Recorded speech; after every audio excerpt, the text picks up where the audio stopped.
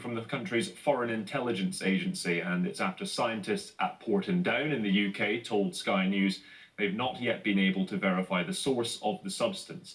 It all comes as the Organisation for the Prohibition of Chemical Weapons meets in The Hague to discuss the case. That's at Moscow's request. Joining us from central London is Dr. Marcus Papadopoulos, editor of Politics First magazine and expert on Russian relations. Dr. Papadopoulos, thank you for your time this morning. So, grotesque provocation, is that correct?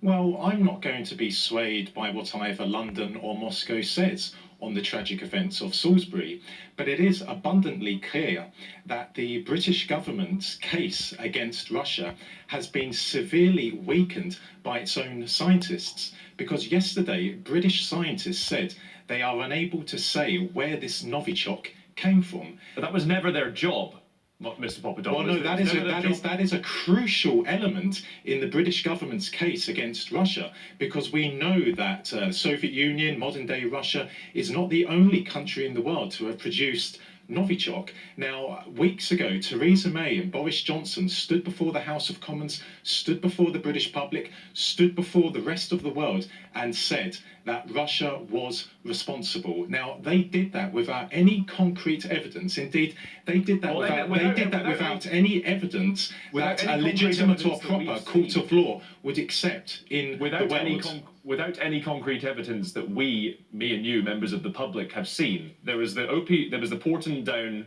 test to identify what it was. There are 3 other strands, including MI6, police investigations, and historical evidence that the British government has as well, that have not been released to the public. And that is what Theresa May said her decision was based on, not solely what Portendown have come up with. Well, then we have a right to know what this evidence is.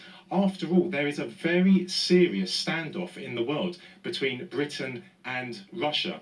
And if the British government is absolutely categorically sure that the Russian state was responsible for the heinous act in Salisbury, then it needs to produce the evidence. It is simply not good enough to say that Russia, quote, is most likely to have done that. Well, excuse me, no proper or legitimate court of law in the world would convict someone on the basis that he or she was most likely to have committed the crime. It's simply unacceptable. Again, I realise what you're saying is, we're all keen to see as much evidence as we can. The British government would say that they have gone to their EU allies, EU countries, given them classified security briefings, as classified as they can be, showed them the evidence that we haven't seen, and they have all come to the conclusion, well, a lot of the European countries, in the United States, Canada, other countries have come to the same conclusion that it is highly likely, and there's no other plausible explanation that Russia is involved, on the basis of evidence that just the public haven't seen. This basically comes down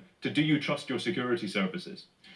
Well, first of all, let me just clarify something. There are nearly 200 countries in the world, and only 20 or so have supported the British government's case against Russia.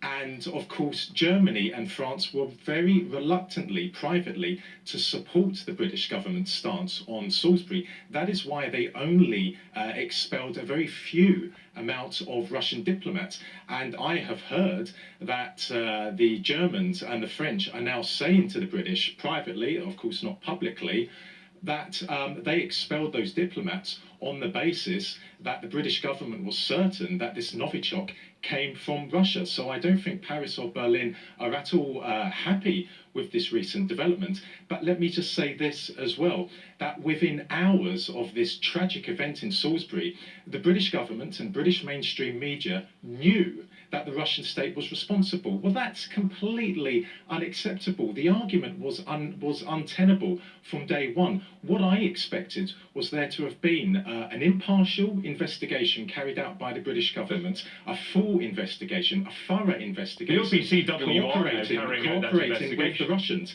But alas, that is not what the British did. So Theresa May and Boris Johnson do have a lot to answer for. Please, they stood before the British Parliament and said that Russia did it. Now British scientists are saying they don't know where this Novichok came from. Boris Johnson said only a couple of weeks ago that he was certain that the Novichok came from Russia. Dr. Papadopoulos, there are indeed questions to answer. There is now an OPCW independent. There is now an OPCW investigation independently going on, though, isn't there? Should we wait till the conclusion of that before we now jump to conclusions on the other side of things? Oh, absolutely. I would have to agree with you on that. I'm not going to take a leaf out of Theresa May's book or Boris Johnson's book, but I will say this, that under the Chemical Weapons Convention, Russia has a legal right to have received a sample of this Novichok from the British authorities, but that has not happened. And we need to ask, why has the British government not been forthcoming in providing Moscow with a sample of this Novichok?